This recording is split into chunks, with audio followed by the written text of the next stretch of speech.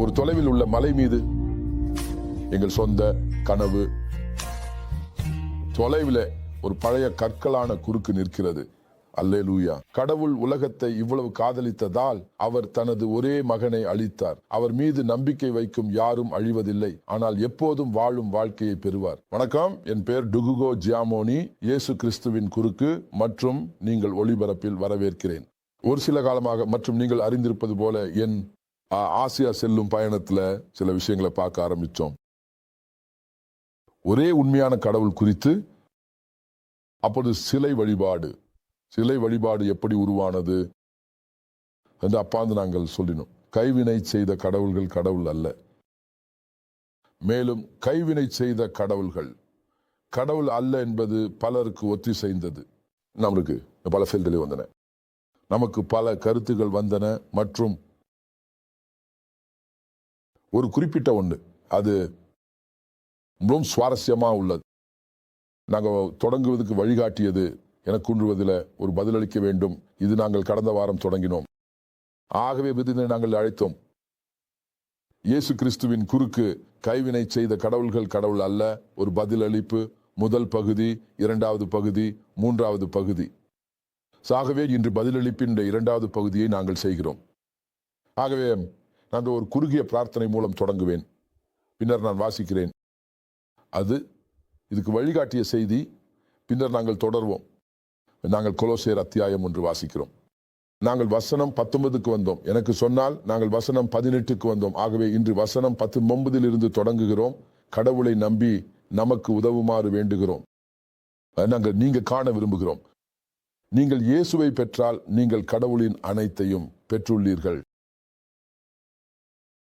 நீங்கள் ஒரு இயேசுவை பெற்றால் நீங்கள் கடவுளின் அனைத்தையும் பெற்றுள்ளீர்கள். நீங்கள் வேற எதுவும் தேவையில்லை. ஆகவே அது இயேசுவே, மேலும் எதுவும் இல்லை. அல்லேலூயா. நாங்கள் தொடரும் முன் ஒரு பிரார்த்தனை பகிர்வோம். அப்பா, நீங்கள் உங்கள் மகன் அந்த குறுக்கில் தொங்கிய போது எங்களுக்கான உங்கள் காதலுக்கு நாங்கள் நன்றி கூறுகிறோம். அந்த குறுக்கில் அவரது தியாகத்தின் மூலம் நீங்கள் உலகத்தை மீண்டும் உங்கள் மீது இணைத்ததற்காக நாங்கள் நன்றி கூறுகிறோம். இயேசுவை ஏற்கும் அனைவரும் அவர்கள் கடவுளின் மகன்கள் ஆகிறார்கள். இயேசுவின் பேரில் எங்கள் நன்றியை ஏற்றுக்கொள்ளவும். கடவுளே, இன்று இந்த ஒளிபரப்பை நாங்கள் தொடரும் போது ஒருத்தருக்கும் நீங்கள் பேசவும், எங்களை உங்கள் மீது ஈர்க்கவும். இயேசு மகிமைப்படுத்தப்படட்டும். இயேசுவின் பேரில் ஆமென். ஆகவே நான் வாசிக்கிறேன். நான் அந்த கடிதத்தை மீண்டும் வாசிக்கிறேன். இது சொல்றது சாம், இது மாதிரி சிறந்தது. இந்த உண்மை கிராமங்களில் உள்ளவர்களுக்கு எப்படி வரும்? முந்தைய வாரம் நாங்கள் அனைவரும் இந்த விஷயத்தில கூட்டாளிகள் என்று கூறினோம்.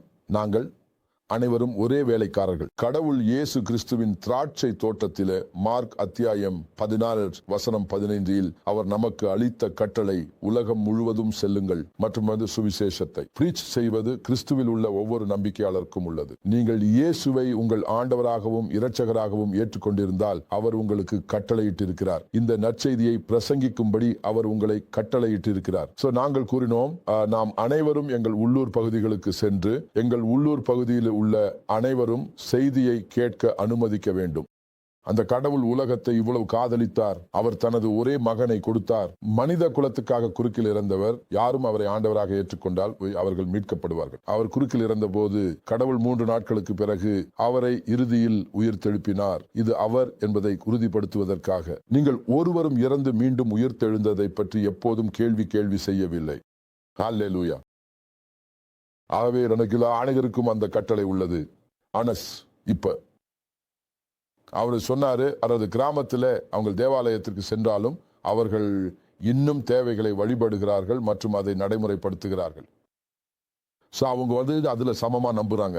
அவர் சொன்னார், அதை கூடுதலாக இந்த உண்மையை கொண்டு வருவதற்கான விளைவுகளை உருவாக்குகிறார்கள் மற்றும் அதை எப்படி விளக்குவது அல்லது அவர்களின் புரிதலுக்கு ஏற்ப எப்படி உடைக்க வேண்டும் என்பதை கூறுகிறார்கள். அவங்க இந்த கார்ஃபுல்லுகளை ரொம்ப நீண்ட காலமாக சேவித்து வந்தா உண்மையான உயிருள்ள கடவுளை அவங்க எப்படி நம்புவாங்க? இந்த கடவுளை அவர்கள் எப்படி நம்புவாங்க? நாம் போதிக்கும் போது நீங்கள் ரோமர் அத்தியாயம் 10 வசனம் 11 உள்ளதை நினைவில் வைத்திருக்கிறீர்களா? அவர் கூறுகிறார், அவங்க கேள்வி கேட்காதவங்களை எப்படி நம்புவாங்க? அவர்கள் போதிக்கப்படாதவர்களால் எப்படி கேட்க முடியும்? அவர்கள் அனுப்பப்படாதவர்களால் அவர்களுக்கு எப்படி போதிக்க முடியும்? இயேசு உங்களை மற்றும் என்னை அனுப்பியுள்ளார். அவர் மேற்கொண்டார், உலகம் முழுவதும் சென்று ஒவ்வொரு உயிரினத்திற்கும் சுவிசேஷத்தை போதிக்கவும். அவங்க எப்படி கேட்க போறார்கள் என்றால், அது நீங்கள் மற்றும் நான் எங்கள் உள்ளூர் பகுதிகளில் சுவிசேஷத்தை போதிக்க செல்வதன் மூலம்தான். அதுக்கப்புறம் கைகளை ஒன்றாக இணைக்கிறோம். இந்த வகையான ஒளிபரப்புகளை நாம் காணும்போது அதை அனைத்து சமூக ஊடகங்களில் பகிர்கிறோம். எங்களோட அனைத்து அன்பர்களோட இருந்து அவர்களோட இயேசுவை பற்றி கேட்கும் ஒளிபரப்பில் சேர அழைக்கவும், அந்த சிலுவையில் பஞ்சதை பற்றியும். நாம் ஆர்வரும் இதை செய்தால் இந்த செய்தியை உலகம் முழுவதும் பரப்புகிறோம். மக்கள் அறிந்த போது அவர்கள் தங்கள் வாழ்க்கையை கிறிஸ்துவுக்கு அளிக்கிறார்கள். அவர்கள் மறுபிறப்பாக பிறக்கிறார்கள். அவர்கள் காப்பாற்றப்படுகிறார்கள். ஆமென். கடவுளுக்கு புகழ். ஆகையால் இப்போது அவர் கூறினார், சிலர் இந்த கடவுள்களை, இந்த சிலைகளை கூட பெற்றுள்ளனர். இந்த கடவுள்களில் ஒரு தலைமுறையிலிருந்து மற்ற தலைமுறைக்கு மாற்றப்படக்கூடியவை, குறிப்பாக குடும்பத்தில் அல்லது குலத்தில் மிக முதியவராக ஆகும்போது. சவுர்வேர் சொல்லினார், நீங்கள் ஆண்டவரில் எவ்வளவு தொலைவுக்கு சென்றாலும் உங்கள் வரிசை வந்தால் உங்களை வரும்படி அழைப்பார்கள் மற்றும் பொறுப்பை ஏற்க சொல்வார்கள், அல்லது நீங்கள் இறந்து விடுவீர்கள். கேளுங்கள், நீங்கள் உங்கள் வாழ்க்கையை இயேசு கிறிஸ்துவுக்கு அளித்தால் நான் அதை பற்றி பேச வேண்டும். நீங்கள் உங்கள் வாழ்க்கையை இயேசு கிறிஸ்துவுக்கு அளித்தால் நான் உங்களுக்கு உறுதி செய்கிறேன், நான் நிற்கும் ஆண்டவரின் முன்னிலையில் எந்த கடவுளும், எந்த ஆவி, எந்த பேயும் நரகத்திலிருந்து உங்களை தொட முடியாது. நீங்கள் காணப்போகிறீர்கள், கிறிஸ்து அனைத்து அதிகாரங்களுக்கும் மற்றும் சக்திகளுக்கும் தலைவனாக உள்ளார். மற்றும் நீங்கள் இயேசுவை ஆண்டவராகவும் காப்பாளராகவும் பெற்றுக்கொண்டால் நீங்கள் அவரில் முழுமையாக இருக்கிறீர்கள். எதுவும் உங்களை காயப்படுத்த முடியாது, எதுவும் உங்களை தொட முடியாது. அவர் கூறுகிறார், அவர்கள் உங்களை அதற்காக ஒப்பிடுவார்கள், அல்லது உங்கள் சார்பில் கடவுள்களுக்கு சேவை செய்யும் ஒருவரை நீங்கள் முன்வைக்க வேண்டும் என்று விரும்புவார்கள். நீங்கள் இதை செய்தால் நீங்கள் அந்த பாவத்தின் சமமான பங்குதாரராக இருக்கிறீர்கள். ஆகையால் அந்த பாவத்தின் விளைவுகள் வந்தால் அது உங்களை பாதிக்கும். எனவே அதை செய்யாதீர்கள். நீங்கள் அவங்களை வார்த்தையுடன் மற்றும் கடவுளுடைய வார்த்தையுடன் ஈடுபடுத்தும் போது அவர்கள் உங்களுக்கு சொல்லுவார்கள், இயேசு கிறிஸ்து தானும் ஒரு மரப்பும் பழக்கமும் கொண்டவர். அவர் அவற்றை உடைக்க முடியாது, ஆனால் அவற்றில் பங்கேற்க வேண்டும். அது உண்மையல்ல. நீங்கள் என்ன ஆலோசனை வழங்குவீர்கள்? காலை வணக்கம் மற்றும் கடவுள் உங்களுக்கு மேலும் உந்துதல்களை மற்றும் ஆவியின் பெருக்கத்தை வெளிப்படுத்த தொடரட்டும். நீங்கள் இறுதி வரை அவருக்காக நிற்கவும் இயேசு நாமத்தில். ஆமென். நாங்கள் தொடங்கினோம் மற்றும் நாங்கள் சென்றோம். நான் நமக்கு சொன்னேன், பைபிள் நமக்கு பேச அனுமதிக்கிறேன், நாம் செல்லலாம். கொலோசியர் அத்தியாயம் 1. நாங்கள் சமகால ஆங்கில பதிப்பிலே 9 வசனத்திலிருந்து வாசிக்க தொடங்கினோம் மற்றும் 18வது வசனத்திற்கு சென்றோம். பைபிள் 18வது வசனத்தில் கூறுகிறது, இயேசுவை பற்றி பேசும்போது அவர் கூறுகிறார், அவர் தனது உடலின் தலைவனாக உள்ளார். அது தேவாலயம். அவர் மிகவும் ஆரம்பம், மரணத்திலிருந்து எழுந்த முதல்வர். நான் விளக்கினேன். அவங்க பேசும் மரணம் என்பது பாவத்தின் மரணமாகும். நம் அனைவரும் குற்றங்களில் மற்றும் பாவங்களில் பிறந்தோம். நாம் அனைவரும் குற்றங்களில் மற்றும் பாவங்களில் இறந்துள்ளோம் மற்றும் அவர் அதை நம்மை எழுப்பினார். அவர் இந்த பாவம் செய்யவில்லை, ஆனால் அவர் பாவத்தை குற்றவாளியாக ஏற்றுக்கொண்டதால் அவர் தானே இறந்தார் அந்த சிலுவையில். ஏனால் நம்முடைய பாவம் இல்லாமல் அவர் இறந்திருக்க மாட்டார். ரோமர் அத்தியாயம் 6 வசனம் 21 கூறுகிறது, பாவத்தின் ஊதியம் மரணம், பாவத்திற்கு விதிக்கப்படும் தண்டனை மரணம். பாவம் செய்தவர்கள், பைபிள் கடவுள் சொன்னான், பாவம் செய்த ஆன்மா இறக்கும். எனவே பாவம் செய்யும்பவர்கள் தான் இறக்கிறார்கள். இயேசு நமது பாவத்தை குறுக்கில் தன்னிடம் எடுத்துக்கொள்ளவில்லை என்றால் அவர் ஒருபோதும் இறக்கவில்லை, நீங்கள் அறிவீர்கள். ஆகையால் அவர் நமது பாவங்களை எடுத்துக்கொண்ட போது. 2 கொரிந்தியர் 5:21 பாவம் அறியாதவரை பாவமாக ஆக்கினான் என்று கூறுகிறது. அவர் நமது பாவத்தை தன்னிடம் எடுத்துக்கொண்ட போது நாம் அவரில் கடவுளின் நீதியாக மாறலாம். அப்போது அவர் தண்டிக்கப்படுபவராக மாறினார். மரணம் தண்டிக்கப்பட்டது, அப்போது அவர் மரணம் அடைந்தார். நீங்கள் அறிவீர்கள். ஆகையால் அவர் அந்த மரணத்திலிருந்து மீண்டும் உயிர் காண்டார். அவர் பாவத்தின் விளைவாக இறந்த முதல் நபராக மாறினார். அவர் பாவத்தின் காரணமாக இறந்தார். மரணத்தின் பாவத்திலிருந்து மீண்டும் எழுந்தார். ஆமென். ஆகையால் இப்போது வசனம் 19, கடவுள் தானே தனது மகனில் முழுமையாக வாழ்வதற்கு மகிழ்ந்தார் என்று கூறுகிறது. அதற்காக நான் கடந்த வாரம் நமக்கு சொன்னேன், இன்று மீண்டும் சொல்கிறேன், நீங்கள் கிறிஸ்துவில் இருந்தால் சக்தி வாய்ந்தவரில் நீங்கள் தேவையான அனைத்தும் பெற்றுள்ளீர்கள். ஏனெனில் சக்தி வாய்ந்த கடவுளின் முழுமை உங்களுக்குள் உள்ளது. சக்தி வாய்ந்த கடவுளின் முழுமையானது அனைத்தும் உங்களுக்குள் உள்ளது. மற்றும் கிங் ஜேம்ஸ் பதிப்பில் அந்த பிதாவுக்கு மகிழ்ச்சி அளித்தது என்று கூறுகிறது. அவரின் அனைத்து முழுமையும் வாழ வேண்டும். வசனம் 19 இங்கு சொல்லுகிறது பதிப்பு. கடவுள் தானே மகனில் முழுமையாக வாழ்வதற்கு மகிழ்ந்தார். வசனம் 20 கூறுகிறது, அவர் தனது இரத்தத்தை குறுக்கில் பலியாக்குவதன் மூலம் அமைதியை ஏற்படுத்துவதற்கு கடவுள் மகிழ்ந்தார். ஆகையால் விண்ணிலும் பூமியிலும் உள்ள அனைத்து உயிரினங்களும் என்ன கடவுளின் மீண்டும் கொண்டு வரப்பட்டது. விண்ணிலும் பூமியிலும் உள்ள அனைத்து உயிரினங்களும் மீண்டும் கொண்டு வரப்படும்.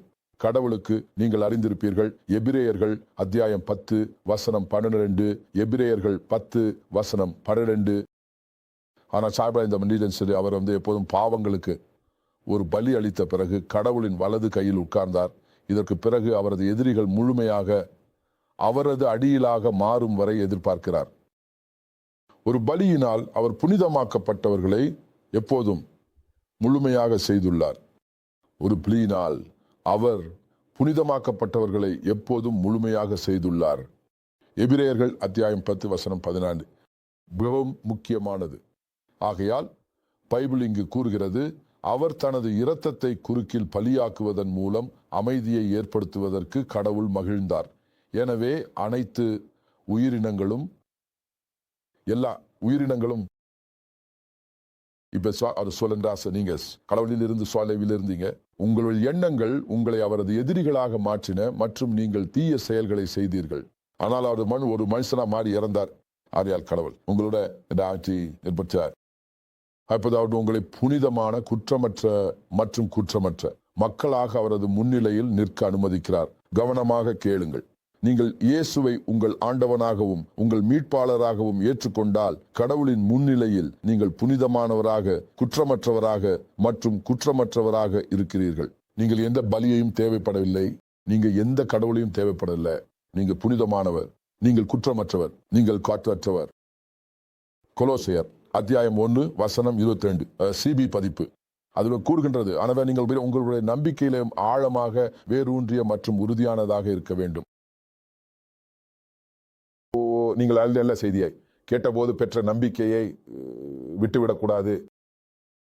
இது உலகில் உள்ள அனைவருக்கும் போதிக்கப்பட்டது மற்றும் நான் இந்த செய்தியின் சேவகனாக மாறிவிட்டேன்.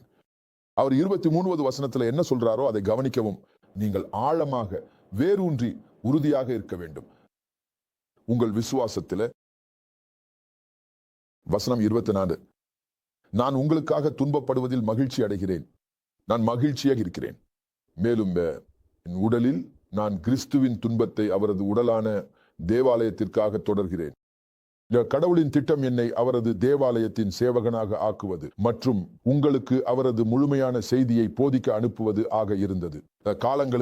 காலங்கள் இப்ப இந்த செய்தி அனைவரிடமிருந்தும் மறைக்கப்பட்டிருந்தது. ஆனால் இப்பொழுது இது கடவுளின் மக்களுக்கு விளக்கமாக கூறப்பட்டுள்ளது. செய்தி என்ன? இந்த செய்தியை கவனிக்கவும். வசனம் 27, இந்த கடவுள் இதை செய்தது ஏனில் அவர் உங்களை அயோக்கியர்களை விரும்பினார். அவரின் அற்புதமான மற்றும் மகிமையான ரகசியத்தை புரிந்து கொள்ள. அந்த ரகசியம் என்ன? அந்த ரகசியம் என்னவென்றால், கிறிஸ்து உங்களுக்குள் வாழ்கிறார். அவர் உங்கள் கடவுளின் மகிமையில் பங்கு பெறுவதற்கான நம்பிக்கையாக உள்ளார். கிறிஸ்து உங்களுக்குள்ள வாழ்கிறார். அவர் உங்கள் கடவுளின் மகிமையில் பங்கு பெறுவதற்கான நம்பிக்கையாக உள்ளார். நான் அதுக்கு திரும்புவேன். நாங்கள் கிறிஸ்து பற்றிய செய்தியை அறிவிக்கிறோம் மற்றும் அனைவருக்கும் எச்சரிக்கை அளிக்கவும் கற்பிக்கவும் எங்கள் அனைத்து அறிவையும் பயன்படுத்துகிறோம். எனவே கிறிஸ்துவின் அனைத்து பின்தொடர்பாளர்கள் வளர்ந்து முதிர்ச்சி அடைய வேண்டும். இதுக்காகவே நான் ரொம்ப கடுமையாக வேலை செய்கிறேன் மற்றும் அவர் எனக்கு அளிக்கிற சக்தியை பயன்படுத்துகிறேன். அத்தியாயம் 2. இப்போ நாங்கள் அத்தியாயம் 2க்கு செல்லும் முன் அவர் என்ன சொன்னார் என்பதை கவனிக்கவும். ரகசியம் என்னவென்றால், கிறிஸ்து உங்களுக்குள் வாழ்கிறார். இப்ப நாங்க பார்க்க போறோம். கிறிஸ்து யார் என்பதை நீங்கள் புரிந்து கொள்ள வேண்டும். இது சொல்லுகிறது, கடவுளின் முழுமை கிறிஸ்துவின் உள்ளே வாழ்கிறது. எனவே கிறிஸ்து உங்களுக்குள் வாழ்ந்தால் கடவுளின் முழுமை உங்களுக்குள் உள்ளது. உங்கள் கிராமத்தில் எந்த தேவனையும் நீங்கள் தேவைப்படவில்லை. நீங்கள் வேறு எந்த நபருக்கும் பலி அளிக்க தேவையில்லை. கடவுளின் முழுமையானது உங்களுக்குள் வாழ்கிறது. அப்போஸ்தலன் பவுல் அவர்களுக்கு ஆசியாவில், அதாவது ஆத்தென்ஸில் சொன்னது போல, நான் ஆசியாவில் உள்ள எங்கள் அனைத்து பார்வையாளர்களுக்கும் சொல்கிறேன். பவுல் அவர்களுக்கு சொன்னார். அவர் அப்போஸ்தலர்களின் செயல்களில் அத்தியாயம் 17 இந்த அறியாத தேவனுக்கான எழுத்துக்களை பார்த்தபோது அவர் சொன்னார், உங்களுக்கு அறியாதவர் நான் உங்களுக்கு பிரசங்கிக்க வந்துள்ளேன். அதனால இருக்கலாம், நீங்கள் எங்கு இருந்தாலும், தென் அமெரிக்காவில், தென் ஆசியாவில், வட ஆசியாவில், நீங்கள் ஆப்பிரிக்காவில் எங்கு இருந்தாலும், நீங்கள் வழிபட்டுள்ள கிராமங்களில் சில தேவன் உங்களுக்கு தெரியாது. உங்க தாத்தாக்கள், உங்கள் மூதாதையர்கள் அந்த தெய்வத்தை வணங்கி வந்தார்கள். கொண்டா கேளுங்கள், நீங்கள் அடைய முயற்சித்தது யார் என்றால் பரமாத்மா கடவுள். நீங்கள் அறியாத இந்த விஷயங்களின் மூலம் அவரை அடைய முயற்சித்தீர்கள். மேலும் உங்கள் முன்னோர்கள் அந்த தேவனை வழிபட்டனர். கடவுளை அடைய முயற்சிக்கும் போது நான் சொன்னது போல கடவுள் தன்னை நம்முள் வைத்துள்ளார். எனவே ஒவ்வொரு மனிதனும் கடவுளை வழிபட விரும்புகிறான். ஆனால் அவரை எவ்வாறு அடைய வேண்டும் என்பதை அவர்கள் அறியவில்லை. அவர்கள் உருவங்களை வழிபட ஆரம்பித்தனர். கவனமா கேளுங்கள், இயேசு கிறிஸ்து கடவுளின் முழுமை. நீங்கள் அவரை உங்கள் ஆண்டவராகவும் மீட்பாளராகவும் ஏற்றுக்கொண்டால், 3 நாட்களுக்கு பிறகு மரணித்து காண்டு மறுபடியும் உயிர் தெழுந்தவர், நீங்கள் அவரை உங்கள் ஆண்டவராகவும் மீட்பாளராகவும் ஏற்றுக்கொண்டால் நீங்கள் காணப்போகிறீர்கள். நீங்கள் கொலோசையர் 1:19 பார்த்ததை போல நீங்கள் மீண்டும் காணப்போகிறீர்கள். கொலோசையர் 2:9 கடவுளின் முழுமை. கடவுளின் முழுமையானது பரமாத்மா கடவுள், விண்ணும் பூமியும் அவற்றில் உள்ள அனைத்தும். கடவுள் என்னவாக இருக்கிறாரோ அதுவே கிறிஸ்துவின் உள்ளே உள்ளது. நீங்கள் கிறிஸ்துவை, இயேசுவை உங்கள் ஆண்டவராகவும் மீட்பாளராகவும் ஏற்றுக்கொண்டால் கடவுளின் முழுமை உங்களுக்குள் வாழ்கிறது. நீங்கள் வேறு எதுக்கும் வழிபட தேவையில்லை. நீங்கள் வேறு எதற்கும் தலைவணங்க தேவையில்லை. ஏனெனில் பரமாத்மா கடவுள் தானே உங்களுக்குள் உள்ளார். ஹல்லேலூயா. கடவுளின் பெயருக்கு புகழ். நாங்கள் இயேசு கிறிஸ்துவின் குறுக்கிலிருந்து உங்களுக்கு மிகச்சிறந்த மற்றும் உற்சாகமான செய்திகளை கொண்டு வருகிறோம் மற்றும் நீங்கள் அதை ஒளிபரப்புகிறீர்கள். நீங்கள் அறிந்திருப்பீர்கள், இது நேற்று போலவே தெரிகிறது. ஆனால் இது கடந்த 6 ஆண்டுகளுக்கு முன் 2019 பிப்ரவரி மாதம் நான் இங்கு வந்தேன் உங்களுக்கு சொல்ல. இந்த வரவிருக்கும் புத்தகம் பற்றி, இயேசு கிறிஸ்துவின் குறுக்கு, அதன் செய்தி மற்றும் அதன் சக்தி. நாங்கள் இதெல்லாம் செய்தது இயேசு கிறிஸ்துவின் குறுக்கு மனித வரலாற்றில் மிக முக்கியமான நிகழ்வாக நாங்கள் நம்புகிறோம் என்பதால். அதற்கு பிறகு நாங்கள் இயேசு கிறிஸ்துவின் குறுக்கை தொடங்கினோம் மற்றும் நீங்கள் அதை ஒளிபரப்பினீர்கள். 3 ஆண்டுகளுக்கு மேலாக கடைசி 6 ஆண்டுகளிலே நாங்கள் பெற்றுள்ளோம். இயேசு கிறிஸ்துவின் குறுக்கில் மற்றும் நீங்கள் இது மனிதர்களை எவ்வாறு பாதித்துள்ளது என்பதற்கான மிகச்சிறந்த மற்றும் உற்சாகமான விவாதங்கள். சரி, 21 இயேசு கிறிஸ்துவின் குறுக்கு ஐசையா என்னை கண்டது என்ற தலைப்பில் ஒரு தொடர் நிகழ்ச்சி இருந்தது. இது ஐசையா புத்தகத்தின், குறிப்பாக 51வது அத்தியாயத்தின் ஒரு ஆய்வு. அப்போது ஆண்டவர் நமக்கு ஒரு புத்தகத்திலே சேர்க்க வேண்டும் என்று கூறினார். நாங்கள் உங்களுக்கு மகிழ்ச்சியுடன் தெரிவிக்கிறோம். கிறிஸ்துவின் குறுக்கேற்றம், அதன் செய்தி மற்றும் கிறிஸ்துவின் குறுக்கேற்றத்தின் மூலம் அதன் சக்தி புதிய குழந்தையை பிறக்கவிருக்குது. கிறிஸ்துவின் குறுக்கேற்றம் என்ற தலைப்பில் இசையா என்னை கண்டது, இசையா 50வது அத்தியாயத்தின் ஆய்வு. ஆகையால் நாங்கள் இப்போது இது போல வாழ்கிறோம். ஏனில்லை, இது மிகவும் மிகவும் விரைவில் வெளிப்படுத்தப்பட இருக்கிறது. ஆனால் நாங்கள் உங்களை விரும்புகிறோம். எங்கள் கூட்டாளிகள், எங்கள் பார்வையாளர்கள், நீங்கள் எங்களை ஊக்குவித்தவர்கள், ஒவ்வொரு வாரமும் அங்கு இருப்பதன் மூலம், கேட்கும் மூலம், எங்களுக்கு கருத்துக்களை வழங்குவதன் மூலம் ஆதரித்தவர்கள். நாங்கள் உங்களை முதலில் அறிவிக்க விரும்பினோம். மிகவும் மிகவும் விரைவில், சில நாட்களிலிருந்து சில வாரங்களுக்கு உள்ளே, கிறிஸ்துவின் குறுக்கேற்றம் இசையா என்னை கண்டது அப்படின்ற புத்தகம் வெளியிடப்படும். நாங்கள் நீங்க பெல்ல எங்களுடனே இருக்க வேண்டும் என்று நம்புகிறோம். மேலும் மனிதர்களுக்காக கிறிஸ்து குறுக்கேற்றத்தில் செய்ததை பற்றிய இந்த செய்தியை எடுத்துச் சென்று எங்களை ஆதரிக்க தொடர்வீர்கள்.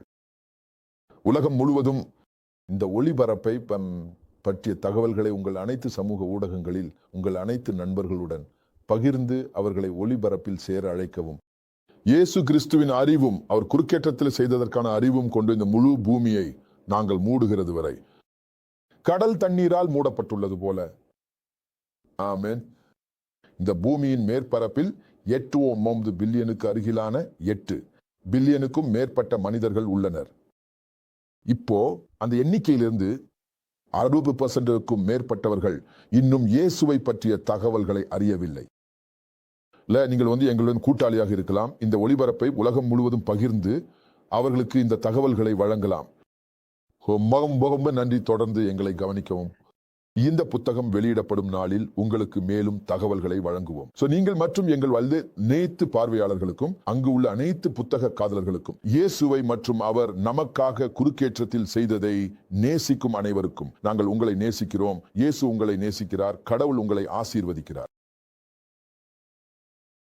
எனவே நேரம் முடிந்து விட்டதால் நான் தொடர்ந்து படிக்கிறேன். நான் முடிக்க விரும்புகிறேன். இன்றைக்கு அவர் சொல்றாரு, நான் உங்களுக்காக என்ன ஒரு போராட்டத்தை எதிர்கொள்கிறேன் என்பதை நீங்கள் அறிய வேண்டும். லாவோடிகேயாவில் உள்ள கடவுளின் மக்களுக்காக மற்றும் என்னை ஒருபோதும் சந்திக்காத அனைத்து அன்பாளர்களுக்காக நான் அவர்களை ஊக்குவிக்க இதை செய்கிறேன். அப்பொழுது அவர்களின் இதயங்கள் காதலில் ஒன்றிணைந்த போது அவர்கள் முழுமையான புரிதலுடன் அற்புதமாக ஆசீர்வதிக்கப்படுவார்கள். மேலும் அவர்கள் உண்மையாக கிறிஸ்துவை அறிந்திருப்பார்கள். நான் நீங்கள் கிறிஸ்துவை அறிய வேண்டும் என்று விரும்புகிறேன். அவர் கடவுளின் ரகசியத்தின் விசை மட்டுமல்ல, ஆனால் அனைத்து ஞானமும் அறிவும் அவரில் மறைக்கப்பட்டுள்ளது. ஞானம் மற்றும் அறிவின் முழுமை கிங் ஜேம்ஸ் பதிப்பு அவரில் என்று கூறுகிறது. எங்கே அனைத்து ஞானம் மற்றும் அறிவின் செல்வங்கள் மறைக்கப்பட்டுள்ளன? அனைத்து ஞானம் மற்றும் அறிவின் செல்வங்கள். ஆகையால் வசனம் 4 சொல்கிறது, நான் உங்களுக்கு இந்த விஷயங்களை சொல்கிறேன், நீங்கள் அழகான பேச்சால் மயங்காமல் இருக்க. அழகான பேச்சை அனுமதிக்காதீர்கள். அந்த பேச்சை அனுமதிக்காதீர்கள். உங்கள் சமூகத்தின் அந்த தெய்வத்தை நீங்கள் வணங்கவில்லை என்றால் நீங்கள் இறந்து விடுவீர்கள். நீ இறக்க மாட்ட. கடவுளின் முழுமை உங்கள் உள்ளே வாழ்கிறது. எதுவும் உங்களை தொட முடியாது. ஆமென், அல்லேலூயா. ஆகையால் வசனம் சொல்கிறது, நான் உங்களுடன் இல்லாவிட்டாலும் நான் உங்களை பற்றிய எண்ணங்களை தொடர்ந்தும் வைத்திருக்கிறேன்.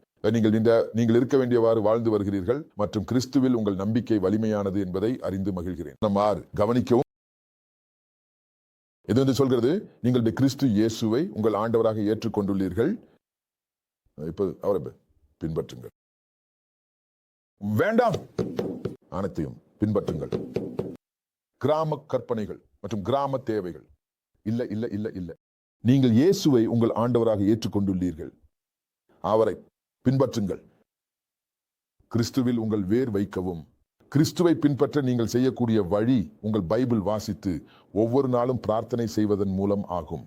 உங்கள் பைபிள் வாசிக்கவும், வேதங்களை பற்றிய சிந்தனை செய்யவும் மற்றும் பிரார்த்தனை செய்யவும். நீங்கள் அறிந்திருப்பீர்கள், ஜான் அத்தியாயம் 16 வசனம் 23, என் கட்டளைகளை காப்பாற்றும் யாரும் என் அப்பா அவரை காதலிக்கிறார் என்று சொல்கிறது. எங்க அப்பா மற்றும் நான் இப்போது வந்து அவரின் உள்ளே வாழப் போகிறோம்.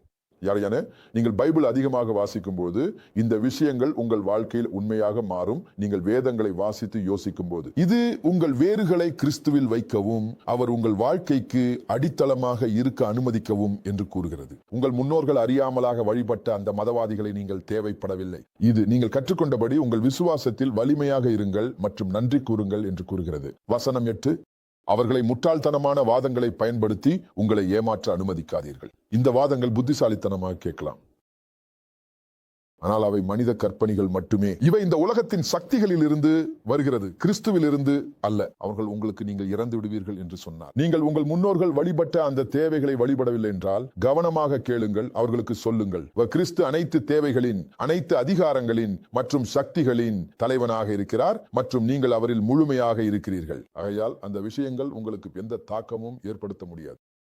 இப்போது வசனம் 9 கேளுங்கள். இது கடவுள் கிறிஸ்துவில் முழுமையாக வாழ்கிறார் என்று கூறுகிறது. அது நீங்க பாத்தீங்களா? கடவுள் கிறிஸ்துவில் முழுமையாக வாழ்கிறார். கடவுள் கிறிஸ்துவில் முழுமையாக வாழ்ந்தால், நீங்கள் கிறிஸ்துவை பெற்றிருந்தால் நீங்கள் வேறு எதுவும் தேவையில்லை. இதை மீண்டும் சொல்ல அனுமதிக்கவும். இந்த வசனம் 9 கடவுள் கிறிஸ்துவில் முழுமையாக வாழ்கிறார் என்று கூறுகிறது. நான் உங்களுக்கு சொல்றேன், கடவுள் கிறிஸ்துவிலே முழுமையாக வாழ்கிறார் என்பதால் நீங்கள் ஒரு கிறிஸ்துவை பெற்றால் நீங்கள் கடவுளின் முழுமையை பெற்றுள்ளீர்கள். நீங்கள் வேறு எதுவும் தேவையில்லை. அதை பாருங்க, நீங்க தெரிஞ்சிருப்பீங்க. வசனம் 9 அவரில் கடவுளின் முழுமை உடலாக வாழ்கிறது. கடவுளின் முழுமை அவர் என்னவென்றால் நாய்ச்சு கிறிஸ்துவில் வாழ்கிறது. மற்றும் கிறிஸ்துவில் கடவுளின் முழுமை உங்களுக்குள் வாழ்ந்தால் கொலோசையர் 1:27 நினைவில் கொள்ளுங்கள். அந்த ரகசியம் என்னவென்றால் கிறிஸ்து உங்களுக்குள் வாழ்கிறார். கிறிஸ்து உங்களுக்குள்ள வாழ்ந்தால், அதாவது கடவுளின் முழுமை, கடவுள் என்னவென்றால் அனைத்தும் உங்களுக்குள் வாழ்கிறது. அந்த வேற என்ன தேடுகிறீர்கள்? உங்கள் சமூகத்தில் அவர்கள் வழிபட்டதாக நீங்கள் கூறிய மதமற்ற தேவைகள் மற்றும் சிலைகளை நோக்கி செல்கிறேன். இந்த பூமியின் எந்த இடத்தில் இருந்தாலும் நிச்சயமாக இன்னைக்கு இதை முடிக்க முடியாது. நாம் இதை மீண்டும் தொடர்வோம். நீங்கள் எங்கு இருந்தாலும் கவனமாக கேளுங்கள். நீங்கள் கிறிஸ்துவை பற்றியிருந்த நீங்கள் கடவுளின் அனைத்தையும் பெற்றுள்ளீர்கள். நான் இதை மீண்டும் சொல்றேன். நீங்கள் கிறிஸ்துவை பெற்றிருந்தால் நீங்கள் கடவுளின் அனைத்தையும் பெற்றுள்ளீர்கள். ஏன்? கொலோசையர் அத்தியாயம் 2 வசனம் 1 கூறுகிறது கடவுள் கிறிஸ்துவில் முழுமையாக வாழ்கிறார். மற்றும் கொலோசையர் அத்தியாயம் 1 வசனம் 27 கூறுகிறது கடவுள் இதை செய்தது நீங்கள் அந்நாட்டவர்களே அவரது அற்புதமான மற்றும் மகிமையான ரகசியத்தை புரிந்து கொள்ள வேண்டும் என்பதற்காக. அந்த ரகசியம் என்னவென்றால் கிறிஸ்து உங்களுக்குள் வாழ்கிறார். கிறிஸ்து உங்களுக்குள் வாழ்கிறார். கிறிஸ்து உங்களுக்குள் வாழ்கிறார். நீங்கள் இதை உங்களுடைய மனசில பல முறை சொல்ல வேண்டும். இதனால் இது உங்களுக்குள்ள விதைக்கப்பட்டு அடிக்கோல் அடிக்கப்படும். கிறிஸ்து எனக்குள் வாழ்கிறார். கிறிஸ்து எனக்குள் வாழ்கிறார். கிறிஸ்து எனக்குள் வாழ்கிறார். கொலோசையர் அத்தியாயம் 2 வசனம் 9 கூறுகிறது கடவுள் கிறிஸ்துவில் முழுமையாக வாழ்கிறார். நீங்கள் அறிவீர்களா? 19 தேவாலயத்தில் நாம் பாடிய ஒரு பாடல் உள்ளது. இதில் கூறுகிறது ஹல்லேலூயா இயேசு வாழ்கிறார். ஹல்லேலூயா இயேசு வாழ்கிறார். அவர் எனக்குள்ள அப்போது வாழ்கிறார்.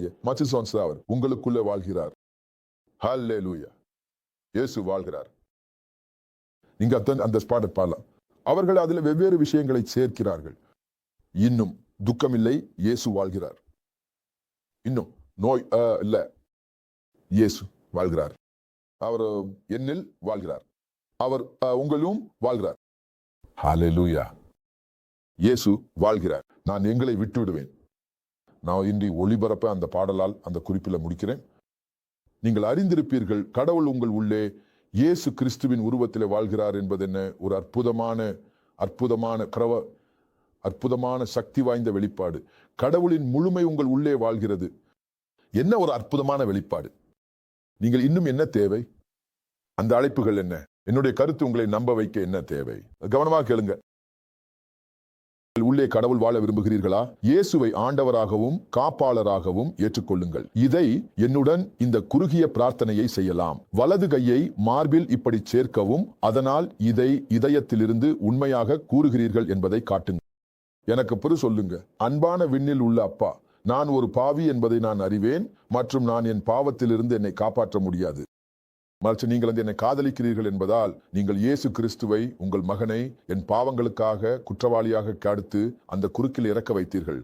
3 நாட்களுக்கு பிறகு நீங்கள் அவரை மரணத்திலிருந்து எழுப்பினீர்கள். கடவுளை இயேசு என் வாழ்க்கையில் வரவும், என் ஆண்டவராகவும் என் காப்பாளராகவும் இருக்கவும், உங்கள் இரத்தத்தால் என் பாவங்களை கழுவவும், என்னை கடவுளின் குழந்தையாக மாற்றவும் இன்றி. ஏனெனில் இப்போது நான் என் இதயத்துடன் ஆண்டவர் இயேசுவை நம்புகிறேன் மற்றும் என் வாயால் கடவுள் அவரை மரணத்திலிருந்து எழுப்பியதாக ஒப்புக்கொள்கிறேன். நான் மறுபிறவியாகிறேன். என்னை காப்பாற்றியதற்காக நன்றி இயேசு.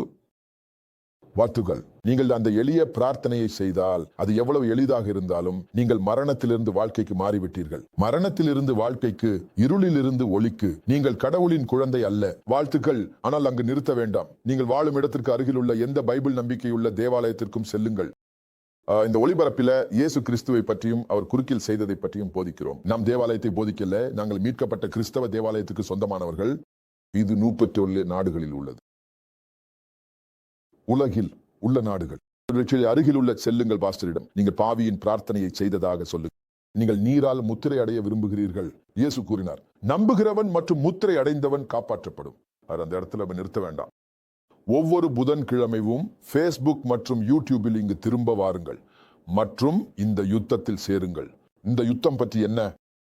இந்த யுத்தம் எளிதாகவே உலகம் முழுவதும் நீங்கள் இப்போது அறிந்ததை சொல்ல வேண்டும்.